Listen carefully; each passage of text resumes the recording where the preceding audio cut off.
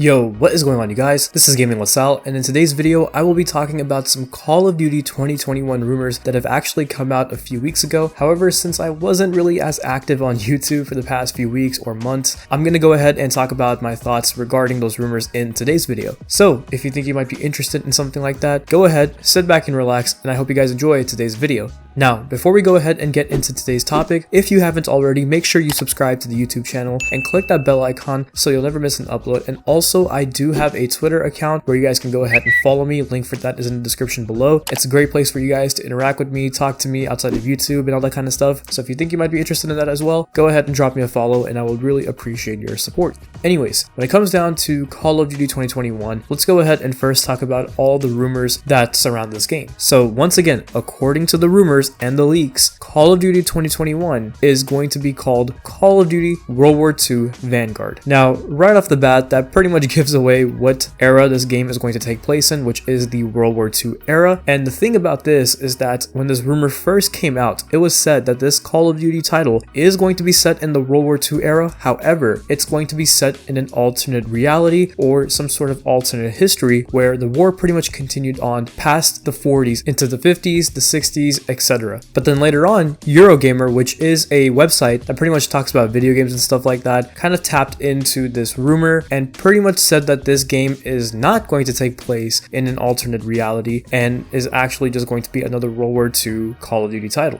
Now, right off the bat, after hearing those rumors and those leaks, I'll be very honest with you guys. I am kind of disappointed, or I should say I will be disappointed, if this game is not set in some sort of alternate reality or an alternate history like it was first rumored, because I really like the idea of that and it sounds really interesting to me. I mean, think about how the world would have been if World War II continued on past the 40s and if certain changes were made. Like, not trying to offend anyone, but what if, you know, the Germans won the war or something like that, or are partially winning the war at a certain time period, which kind of shapes the world into something else than what we know of today. Like, what if there's parts of America that actually got seized by Germany, and because of that, it looks much more different? Like, imagine if a city like New York was taken over by the Germans. How would that city look like? What would the culture of that city look like? And this also leads into questions like, well, what would some of the maps look like in this game, along with weaponry, right? I mean, imagine getting a map with a city that takes place in America, but it's not really an American city anymore. You get what I'm trying to say? Like, they can really go into full-on creative mode as far as making this game goes if it's taking place in an alternate timeline. I mean, for weapon customization as an example, right? Imagine what a slightly more modern version of the MP40 could look like. And I'm not an expert on weaponry whatsoever, so correct me if I'm wrong, but if there isn't already a weapon that's called this, I mean, what if there could have been an MP50 or an MP60, which is sort of a variant of the MP40, but was actually constructed and made in the 50s or the 60s, once again, within this alternate timeline. Like, they could really go crazy and pretty much try to keep this game realistic in the sense that, you know, they don't have any crazy tech like they would in an era for a game like Black Ops 2 or something like that, right? But what I'm saying is that they can kind of modify some of the weaponries and some of the environments that took place in World War II, but maybe they could look different in the sense that the war continued on, certain sides won certain battles, which kind of changed a few things around. Like, I would be really interested to see something like that. If anything, the whole alternate timeline idea kind of sounds a lot like Wolfenstein 2 to me, which is basically a game that takes place in an alternate history where Germany pretty much won the entire Second World War, and that pretty much shaped society to be what it is in that game. So yeah, in a way, they can kind of do that with Call of Duty World War II Vanguard, once again, if they stick to this whole alternate history / alternate timeline type of idea. But if it doesn't go with this route, maybe this game could connect to Call of Duty World War II that released back in 2017 in some way. I mean, that could be kind of interesting too, right? Like, maybe the story could follow another group of soldiers that also are existing in the same universe as Call of Duty World War II, except maybe this group of soldiers are focusing on the battle between America and Japan instead of America and Germany, like it was explored in the last World War II title. To be honest, I don't know what they could really do differently if they even did go that route, because once again, in my personal opinion, the whole alternate reality / alternate history idea just sounds very, very cool. So with that that said, I'm kind of 50-50 on receiving another World War II Call of Duty title because, I mean, at the end of the day, let's just say that they don't go with the alternate timeline idea and just create a brand new World War II Call of Duty title. The thing with this is that online, when I first saw this rumor come out, a lot of people were like, oh no, World War II, that's gonna be such a boring game. There's not gonna be much to do, you know, and all this kind of stuff, right? But to be very honest with you guys, I don't think an era for a Call of Duty title really determines whether or not that COD is going to be fun or if it's going to have a lot of things to do or not. Because I talked about this in my last video, but when it comes down to Call of Duty World War II, as an example back in 2017, in my personal opinion, I felt like there was much more to do in that game than there is to do in games like Modern Warfare 2019 and Black Ops Cold War especially, because back in World War II, we had a lot of fun events, such as the Winter Siege event that came out in December. We had Shamrock and Awe that came out in March, which brought very creative game modes with that event, and the same thing could be said about the Halloween event that came out later on towards the end of that game's life cycle. And on top of that, we had things like contracts, daily and weekly challenges, being able to earn new weapons, earn items from the supply drops, which help you earn new weapons and new blueprints. And on top of that, we had armory credits, which was like an in-game currency system that allowed you to buy certain things that helped you work your way up to earn these new weapons or blueprints. On top of that, we had the headquarters where you could really interact a lot with other players, and you know, there was just a lot of cool ideas in my personal opinion and a lot of cool things you could do outside of just playing those 6v6 modes. And granted, when it came down to 6v6 in Call of Duty World War II, I think what happened was that we didn't have enough maps at launch, and on top of that, the game modes were kind of stale throughout the beginning of the game's life cycle. So I think that's why people kind of got bored of Call of Duty World War II in the very beginning. But like I said, after that huge overhaul in April of 2018 that I mentioned in my last video, after that, Call of Duty World War II actually became a lot of fun and there was a lot to do. I feel like that even if I go back to that game today, there's more to do there today in that game than there is in a game like Black Ops Cold War. So that just goes to show that just because a game such as COD World War II takes place in a timeline that's so far behind in history, that doesn't mean it's not going to be fun or it doesn't have the potential to be fun. So as long as they have stuff for us players to do, as long as there is things to grind for, and as long as the storyline for the game is fun and it really captivates our attention, which to be honest, when it comes down to campaigns for Call of Duty, they do a good job for the most part. The only time I really feel like they failed really badly was with Black Ops 3. Yeah, nobody really talks about that campaign. But yeah, overall, you guys, I feel like that it doesn't really matter if this game takes place in the past, the present, the future. It just needs to have a lot of things for us players to be able to do, especially when it comes down to the 6v6 multiplayer experience, because I don't know, you guys, I guess I'm a little biased when it comes to this. That's the mode that I enjoy the most when it comes down to Call of Duty, and I feel like that's the mode that's been getting the least amount of love for the past few games. So if Sledgehammer Games can turn that pattern around and start focusing more on the traditional multiplayer experience again, maybe we can go back to what Call of Duty kind of used to be like, because I feel like we're never going to get back to the good old days ever again, but it would be nice to at least have a fun multiplayer experience once more. But anyways, you guys, that's pretty much my overall thoughts on Call of Duty World War II Vanguard. I'm sure there's a few things that I left out that I would want to talk about more, but I don't want this video to go on any longer than it already has. So with that said, I'll come to a close now. If you guys enjoyed today's commentary, please go ahead and leave a like, comment, subscribe, click the bell icon so you'll never miss an upload. And if you want, follow me on my social media accounts to stay connected. Links for those are in the description below. And with that said, I'll talk to you guys in the next one. So take care of yourselves